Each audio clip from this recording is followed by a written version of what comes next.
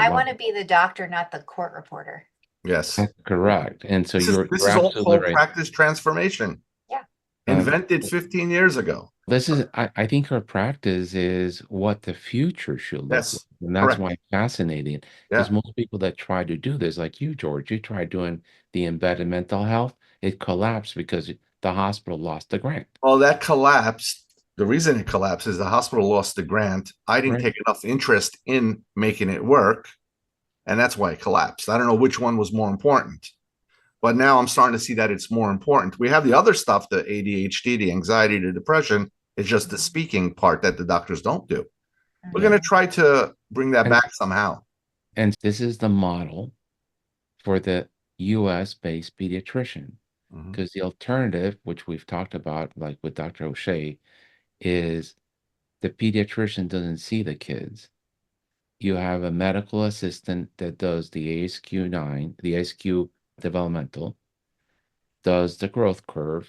And if those two are normal, the computer says it's a 2 month visit, they get this vaccines. And then I'm only seeing the kids that don't pass the developmental screen or their growth curve changes. Everybody else is just being run through a clinic. And that's a model that works in Canada, UK, Colombia, Costa Rica, Peru, Ecuador. Mhm. You don't see the pediatrician unless you're very wealthy Well, or that's where we're headed you're if sick. we don't improve our, So I you know, much rather your model Yes. to the future of pediatrics than the Costa Rica. They do great. Children in Costa Rica have great outcomes. and we do, I will say we've incorporated, so like anticipatory guidance. We have LPNs and RNs for the most part on the floor, and they do most of the anticipatory guidance and teaching. When I go in the room, I am now developing a relationship with the family and answering the questions for the family that are important to them. Right. And a lot of times, those questions are brought up by the anticipatory guidance that's done by the nurse. But it allows me to really get to know the family, right? Because I'm spending more time answering the questions that are important to them or focusing my education on the things that I notice that they most need. And so that's a much more efficient use of work than trying to have the pediatrician do everything.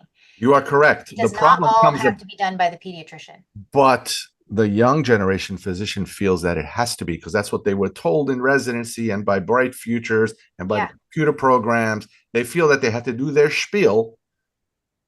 And until they hit all the 25 clicks and then Mhm. click it in the computer, they didn't do their job. It's ingrained in their blood.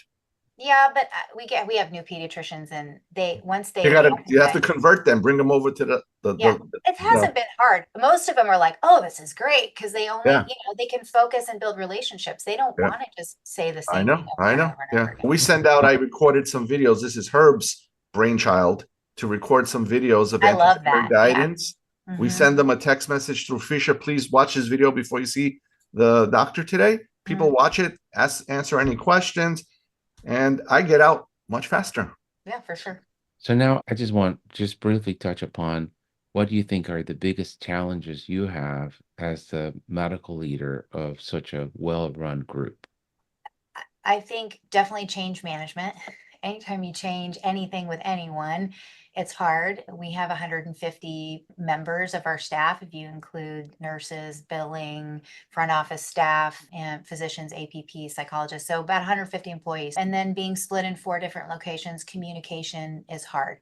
And Right. I would say probably our biggest barrier to change management in the last 10 years has been communication. And so we have worked really hard to improve transparency and to improve our communication so that people understand why we're doing things and not just what we're doing. People know ahead of time of what we're doing and that we involve everybody in the change that we're doing, that we find out how it's affecting them so that we can tweak and make changes as we need to adjust. A great example was we recognized we were losing a lot of our acute care patients to urgent care. And there were urgent cares that were non pediatric that were popping up all over town, and they were not doing a great job of managing patients. patients and they were overusing antibiotics, and we needed to get those patients back into our office. And the reason they were going to urgent care was because when their kid woke up in the morning with a fever, or when their kid woke up in the middle of the night with an earache, they just wanted to walk in.